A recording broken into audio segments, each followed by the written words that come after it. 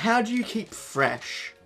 Which is a somewhat funny question, at least in terms of James Acaster's new comedy special called Lasagne. Well, dropping 80 minutes off your runtime certainly helps towards that. Starting your show with a twist-up expectations rant that leads more towards the absurdity of the actual world than the fake world your stories usually have the safety of, comes to mind in terms of radical freshness. It's weird and fitting to see James properly dip his feet into politics, but he's quick not to give his audience too much power with the expectations of his show. His stage, his rules. Mixing real absurdity with fake absurdity is clever, though not unforeseen before.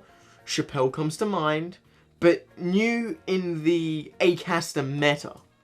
The way he has the confidence to spoil a punchline before the joke and then still go ahead with it is a skill all comedians strive for, but hardly ever reach. At least to this quality. He has this moment in the show where he sort of turns on the audience. Audiences are the worst part of this job, I swear to high Christ. I swear to high Christ. Absolutely awful. Night after night, I'm the one out of everyone in the room who knows the most about comedy, and I've got to win your approval. That is fucking demeaning. And I've got to be careful not to fall into any of James's carefully laid traps in his argument. But so just the whole section comes off as sort of self-important. If he was trying to just make fun of the hecklers and Twitter mob, maybe he should have got to that point quicker, because the whole bit feels isolated and almost gives off the allure that James is ungrateful for his audience. More realistically, I feel that section should have just been cut for time. Because what follows is an amazing retrospective on James's own personal and business troubles. Acaster's more deeply personal issues seamlessly fit in his style, and the second half is a great reflection on why he had to spice up his style in the first half. This is certainly an improvement on repertoire.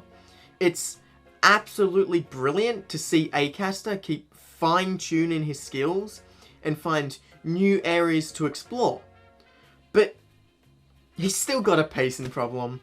This review was a bit longer to begin with, as I cut my thoughts on James's previous special out, which I generally leaned more towards giving criticism to. The problem with the whole set is that they do not really push the medium forward at all. Patrick, what the fuck is that? Did you wake up from a coma and find basic quality? That was like less than a year ago. Holy shit, I'm happy I cut that. The criticism isn't even that, like, terrible.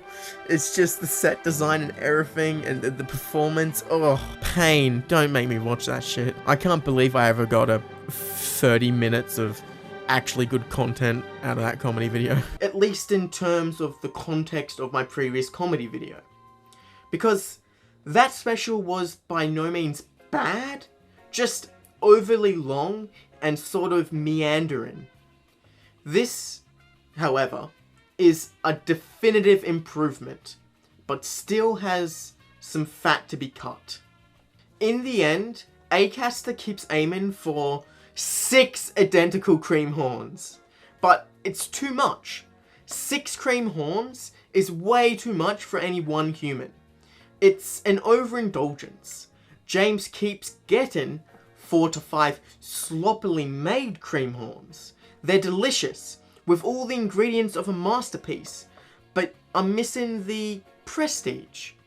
In reality, 1 or 2 perfect cream horns are plentiful enough to fill an individual and leave them wanting more. That final punchline was perfect though, and to leave your audience on that just left a good feeling overall. Some of my highlights include Gervais! 6 identical cream horns. 6 shoes, little buddy. The Mr. Bean Steal Your Girl, Gaslighting, Last Man in the Band, and Bandersnatch. 8 out of 10.